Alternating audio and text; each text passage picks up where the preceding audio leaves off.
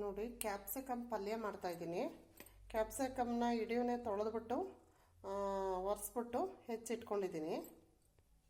ಇದಕ್ಕೆ 2 ಆಲೂಗೆಡ್ಡೆನ ಸಿಪ್ಪೆ ತೆಗೆದು ಹೆಚ್ಚಿಟ್ಕೊಂಡಿದ್ದೀನಿ. ನೋಡಿ ಎಣ್ಣೆ ಕಾಯಕ್ಕೆ ಇಟ್ಕೊಂಡಿದ್ದೀನಿ. ಕ್ಯಾಪ್ಸಿಕಮ್ ಪಲ್ಯ ಹೆಂಗೆ ಮಾಡೋದು ಅಂತ ನೋಡಿ, ನಿಮಗೂ ಬರ್ಬೋದು. ನಾನು ಮಾಡೋ ರೀತಿ ತೋರಿಸ್ಕೊಡ್ತಾ ಇದ್ದೀನಿ ನೋಡಿ. ಸಾಸಿವೆ, ಈರುಳ್ಳಿ ನೋಡಿ 2 ಈರುಳ್ಳಿ ಹಾಕಿದ್ದೀನಿ ನಾನು. ಈರುಳ್ಳಿ ಜಾಸ್ತಿ ಇದ್ದರೆ ಚೆನ್ನಾಗಾಗುತ್ತೆ ಅಂತ ಕ್ಲೀನಾಗಿ ಬೇಯಿಸ್ತೀನಿ ಈರುಳ್ಳಿನ. ನೋಡಿ ಈರುಳ್ಳಿ ಬೆಂದಿದೆ. ಇವಾಗ ಕ್ಯಾಪ್ಸಿಕಮ್ ಹಾಕ್ತಾಯಿದ್ದೀನಿ.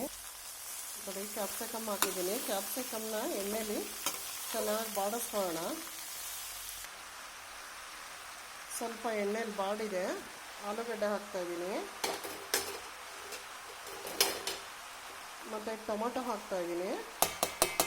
ನೋಡಿ ಇದಕ್ಕೆ ಯಾವುದೇ ರೀತಿ ಖಾರ ಪುಡಿ ಏನೋ ಹಾಕ್ತೀನಿ. ಸ್ವಲ್ಪ ಟೇಸ್ಟಿಗೆ ಹಾಕ್ತೀನಿ, ಜಾಸ್ತಿ ಹಾಕಲ್ಲ. ಹಸಿರು ಮೆಣಸಿನ್ಕಾಯಿ ಏನೂ ಹಾಕಲ್ಲ. ಇವಾಗೆಲ್ಲ ಮಿಕ್ಸ್ ಮಾಡ್ಕೊತೀನಿ. ಸ್ವಲ್ಪ ಹೊತ್ತು ಹಾಗೆ ಬಾಯಿ ಮುಚ್ಚಿ ಬೇಯಿಸ್ತೀನಿ. ಸ್ವಲ್ಪ ಹೊತ್ತು ಹಾಗೆ ಬಾಯಿ ಮುಚ್ಚಿಬಿಟ್ಟು ಬೇಯಿಸ್ತೀನಿ.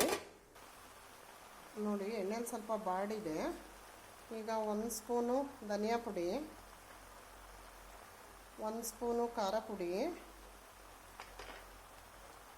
1 ಸ್ಪೂನ್ ಅರಿಶಿನ ಪುಡಿ, ಸ್ವಲ್ಪ ಗರಂ ಮಸಾಲ ರುಚಿಗೆ. ನಾನು ಏನು ಜಾಸ್ತಿ ಹಾಕಿಲ್ಲ, ಯಾಕೆಂದರೆ ಇದರಲ್ಲೇ ಖಾರ ಇರುತ್ತೆ. ನೋಡಿ ಒಂದು ಸ್ವಲ್ಪ ಉಪ್ಪು ಹಾಕ್ತಾಯಿದ್ದೀನಿ. ಎಷ್ಟು ಬೇಕಷ್ಟು ಹಾಕಿದ್ದೀನಿ. ಸಪ್ಪೆ ಆದರೆ ಮತ್ತೆ ಹಾಕೋಬೋದು. ಫುಲ್ಲು ಡ್ರೈ ಫ್ರೈ ಮಾಡೋದಾದರೆ ಉಪ್ಪು ಸ್ವಲ್ಪ ಕಡಿಮೆ ಹಾಕಿ. ನಾನು ಸ್ವಲ್ಪ ಗ್ರೇವಿ ಥರ ಬಿಡ್ತೀನಿ, ಯಾಕೆಂದರೆ ನಾನು ಅದರಲ್ಲೇ ಊಟ ಮಾಡಬೇಕು, ಸಾಂಬಾರು ಏನೂ ಇಲ್ಲ. ಹಾಗಾಗಿ ಸ್ವಲ್ಪ ಗ್ರೇವಿ ಬಿಡ್ತೀನಿ ನಾನು. ವಿಡಿಯೋ ನೋಡಿ ಸುಮ್ಮನೆ ಆಗಬೇಡಿ. ಲೈಕ್ ಮಾಡಿ, ಶೇರ್ ಮಾಡಿ, ಸಬ್ಸ್ಕ್ರೈಬ್ ಮಾಡಿ. ತುಂಬ ಚೆನ್ನಾಗಿರುತ್ತೆ ಇದು.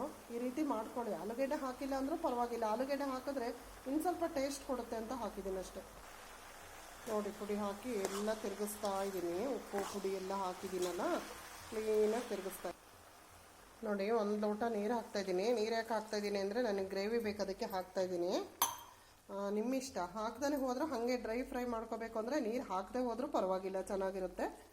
ನೋಡಿ ಹಾಕ್ಕೊಳ್ಳಿ. ಆಲೂಗೆಡ್ಡೆ ಎಲ್ಲ ಎಣ್ಣೆಲೆ ಬೆಂದರೆ ಬೇಯಿಸ್ಕೊಳ್ಳಿ. ಇಲ್ಲ ಅಂದರೆ ಸ್ವಲ್ಪ ನೀರು ಹಾಕಿ ಫುಲ್ ಡ್ರೈ ಮಾಡ್ಕೊಳ್ಳಿ.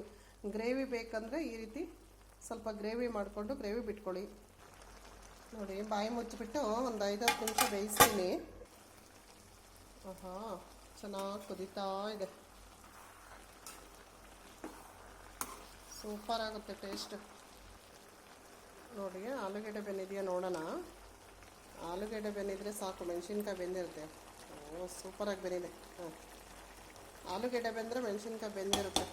ನೋಡಿ ಟೇಸ್ಟ್ ನೋಡಿದೆ. ನಂಗೆ ಸ್ವಲ್ಪ ಸಪ್ಪೆ ಆಗಿತ್ತು, ಹಾಗಾಗಿ ನನಗೆ ರೈಸಿಗಲ್ವಾ ಚೂರು ಉಪ್ಪು ಹಾಕ್ತೀನಿ. ಚಪಾತಿ ರೊಟ್ಟಿಗೆಲ್ಲ ಆದ್ರೇನು ಬೇಡ ಉಪ್ಪು, ಆದರೂ ತಿನ್ಬೋದು. ತುಂಬ ಏನು ಉಪ್ಪು ಮಾಡಿಲ್ಲ ನಾನು. ಮೀಡಿಯಮಾಗಿ ಕರೆಕ್ಟಾಗಿ ಮಾಡ್ತಾಯಿದ್ದೀನಿ.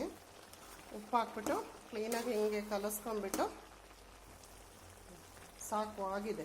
ತುಂಬ ಚೆನ್ನಾಗಿದೆ. ನಾನು ಇವಾಗ ಮಧ್ಯಾಹ್ನಕ್ಕೆ ರೈಸ್ ಜೊತೆಗೆ ಅಂತ ನೋಡಿ ಹಿಂಗಿದೆ ಗ್ರೇವಿ.